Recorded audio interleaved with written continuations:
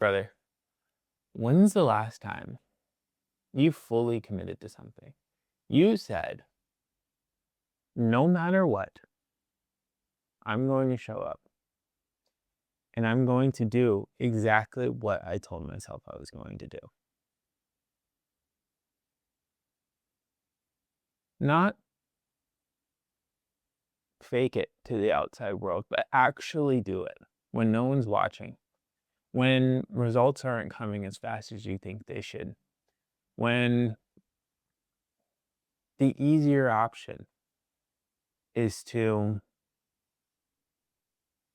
avoid it, come back to it later. But you told yourself you were going to do it. When's the last time you can fully look yourself in the face and say that I fully committed to this? I put everything I had into this. And whether you achieved the thing or you came up short, you can still look at yourself and say, there's nothing more I could have done. I know for me, it's been a long time where I would tell people that I was working really hard, where I would do the bare minimum and I would tell myself that, hey, that's good enough because maybe I'm getting better results than other people. I'm not where I want to be, but at least I'm better than where they are. I've done that for a very long time. And that's why I implemented this shift protocol, which, if you haven't heard me talk about this before, it's something you do where you create a new character or a new version of you that you want to show up as, and then you choose a test that forces you to fully commit to it, to make you have to become that version of you. And throughout that test, you install standards that make it almost impossible for you not to become the version of you that you want to be. And so right now, the test that I'm going through is running a marathon, and I'm 2 weeks out from it.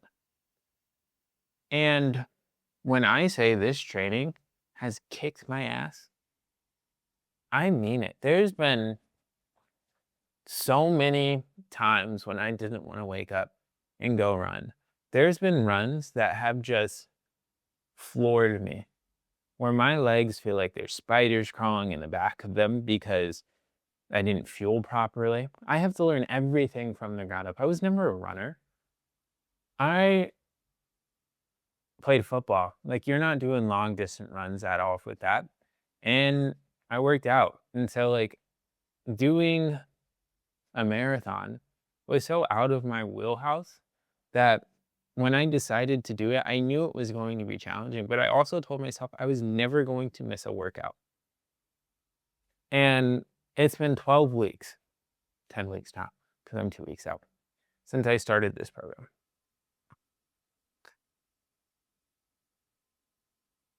And I just finished up one of my runs from today. I'm going into my taper, and I messed up somewhere along the way. So I had an extra week where I can kind of put in a run. And there was one run specifically that would eat at me in the back of my head. Because when I thought about it, the reason why I did so poorly on that run was because I let my mental stop me from executing the way that I knew I should have. I posted a video about it. I'm pretty sure it's titled, like, I failed. I'll link it here so you can watch it. And since I had that extra week, I decided to go back to it and do that run again. And on my run, I was thinking about how far I've come within just a few weeks of just consistent effort. It's insane what you can do when you stop negotiating with yourself, when you fully commit to going after something. And I have my splits here just so I can tell you exactly how drastic this change has been. The first time I ran this run, it was a 15.5-mile run. I ran further than that and did not have the same struggles that I did on this run. I have no idea why. My mind took over and it just ate at me. I ended up walking a majority of it. I was so in my head that I really felt as if I failed this run. When I ran this run on March 1st, my pacing was 10 minutes and 59 seconds because I walked so damn much. It took me almost 3 hours, 2 hours and 50 minutes to run 15.4 miles. Today, same run, 15.6 miles this time. And I did it in 2 hours and 14 minutes at an 8-minute and 38-second pace. Same run, same person. It's just I told myself that I was going to commit, and I committed to it. And I did exactly what I said I was going to do, and it allowed me to run faster. Now, that's not the fastest time in the world compared to some people, but for someone who wasn't running 10 weeks ago, for them to have that kind of jump is crazy. I remember in the beginning, I ran a 9-mile run, and I felt like my legs were gonna fall off. I finished running, and I probably had like half a mile to get home. I called my girlfriend. I was like, "Yo, I need you to come pick me up because I'm not making this walk."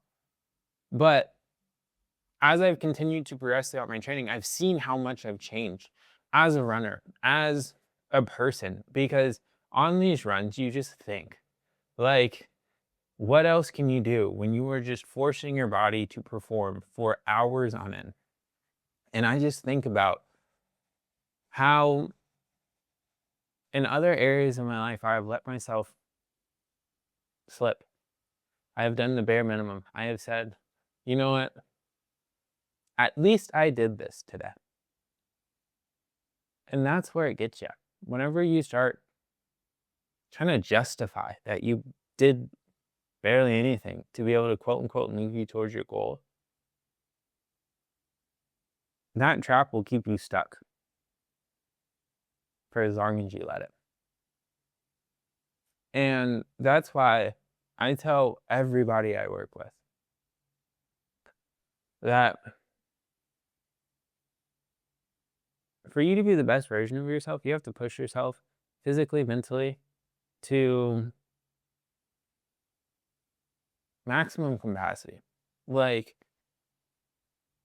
I remember for a very long time, I would be like, oh, well, my physique is okay. Like, that's fine. I don't have to walk extra, get my steps up for me to lean out. Like, I don't need that. But now that I have put so much attention in detail and focus into the person I'm becoming whenever I do my runs, whenever I do my lifts, not only has my physique been the best that it's ever been, even back when I was playing college football, but I'm more mentally focused. I go to bed at night and I know that I am becoming the version of me that I need to be able to make the impact that I want to make. It's not a guessing. It's not, oh, well, maybe it'll happen, maybe it won't. It's like I know for a fact. And I don't care how long it takes. I don't care when it happens. If I continue to show up this way, no matter what, I'll be able to achieve the things that I want to achieve. And I want you to really think about when's the last time you've been able to say that. So many guys will hit a maintenance level and just say, I'm fine here. I don't want to push myself more. I know I want this, but I can settle for where I'm at. And then don't fully go all in. And they show up consistently, that's the thing. And they go through the workouts, they go through the motions. They look so dedicated to the outside world, but when they go to bed, they know that they have so much left in the tank. And I want this video to be a reminder for you that it's okay to fully commit.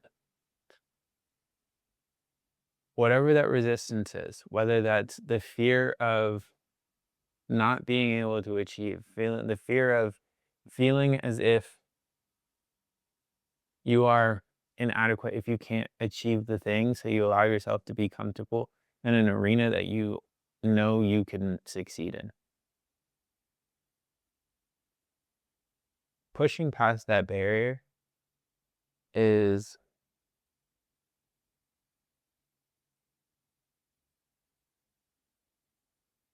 the most powerful thing you can do as a man, because it tests your limits. It tests it shows you what you're actually capable of. And it allows you to put all of your attention on becoming the version of you that you want to be instead of wasting it on limiting beliefs and anchors that keep you stuck in your current reality.